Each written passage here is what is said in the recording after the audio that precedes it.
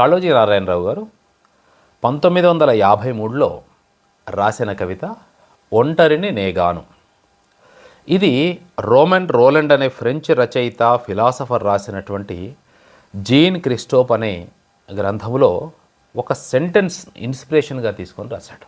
ఆ సెంటెన్స్ ఏమిటంటే, life is worth all its sufferings if there are faithful friends to weep with us. కవితా శీర్షిక ఒంటరిని నేగాను.